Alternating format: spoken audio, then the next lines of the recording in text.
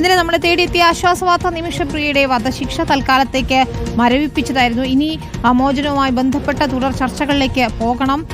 ഇതിൽ സൂഫി പണ്ഡിതർ ദിയാദനവുമായി ബന്ധപ്പെട്ട ചർച്ചകളൊക്കെ തന്നെയും നടത്തും. ഈ തലാലിന്റെ കുടുംബത്തിന്റെ ഒരു വിഭാഗത്തിന് എതിർപ്പുള്ളതാണ് ഇപ്പോൾ പ്രതിസന്ധിയാകുന്നത്. ഏതായാലും കാന്തപുരം എ പി അബൂബക്കർ മുസ്ലിയാർ അറിയിച്ചത് തുടർ ചർച്ചകൾക്കായി മുന്നോട്ട് പോകുന്നു എന്നതാണ്. ഏതായാലും ഇന്ന് നടക്കേണ്ടിയിരുന്ന വധശിക്ഷ നീട്ടിവെച്ചു എന്നതാണ് ഏറ്റവും ആശ്വാസകരമായ കാര്യം. ഇക്കാര്യത്തിൽ നോബിൾ മാരിക്കാരനുണ്ട്. നോബിൾ, ഇതിൽ തലാലിന്റെ കുടുംബത്തിന് ചിലർക്കെങ്കിലും എതിർപ്പുണ്ട്. അത് വലിയൊരു പ്രതിസന്ധി തന്നെയാണ്. പക്ഷേ എങ്ങനെയായിരിക്കും ചർച്ചകൾ എന്നതിൽ എന്തെങ്കിലും സ്ഥിരീകരണം ലഭ്യമായിട്ടുണ്ടോ?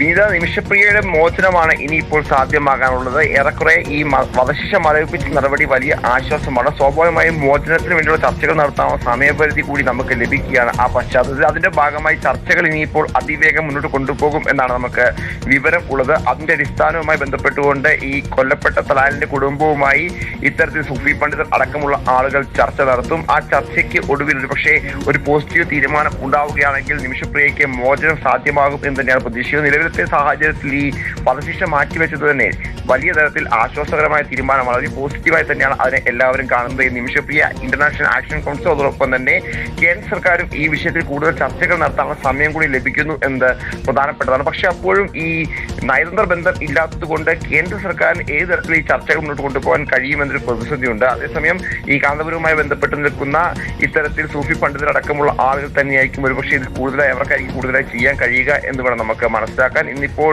അടുത്ത ദിവസങ്ങളിലൊക്കെ ഇതുമായി ബന്ധപ്പെട്ട ചർച്ചകൾ, ഈ തലാലിന്റെ കുടുംബത്തിൽ എല്ലാവരും ഈ കൂട്ടത്തിൽ ഇത്തരത്തിൽ നിമിഷപ്രിയയെ മോചിപ്പിക്കണം അല്ലെങ്കിൽ ഈ വധശിക്ഷ ഒഴിവാക്കണം എന്ന നിലപാടിൽ അനുകൂല സമീപനം ഉള്ളവരല്ല. പക്ഷെ ചർച്ചയിലൂടെ അവരെ ആ സമീപനത്തിൽ കൊണ്ടുവരിക എന്നത് മാത്രമാണ് ഇനി മുന്നിലുള്ള പോംവഴി. അതിനുവേണ്ടിയുള്ള ശ്രമങ്ങൾ ഇനിയിപ്പോൾ ഉടൻ തന്നെ ആരംഭിക്കും എന്നാണ് നമുക്ക് വിവരമുള്ളത്. അതിപ്പോൾ കാന്തപുരം നേതൃത്വം അടക്കം അവിടെ നിന്ന് ചർച്ചകൾക്ക് സാധ്യതയുണ്ട്. അതോടൊപ്പം തന്നെ കേന്ദ്ര സർക്കാരും ഇതിൽ മറ്റു വഴികൾ തേടുന്നുണ്ട്. പ്രത്യേകിച്ച് കേന്ദ്ര സർക്കാരിനെ സംബന്ധിച്ചിടത്തോളം ഇത്തരത്തിൽ ഒരു ഇടപെടലുണ്ടായ പശ്ചാത്തലത്തിൽ കേന്ദ്രത്തിന് കൂടി ഇതിൽ ശക്തമായി ഇടപെടൽ നടത്തേണ്ട സാഹചര്യം വന്നിരിക്കും. അതുകൊണ്ട് തന്നെ കൂടുതൽ ശക്തമായി തന്നെ ശരി, ഏതായാലും ഇനിയും ഇടപെടലുകൾ ഉണ്ടാകും എന്നാണ് കാന്തപുരം ഉൾപ്പെടെയുള്ളവർ അറിയിക്കുന്നത്.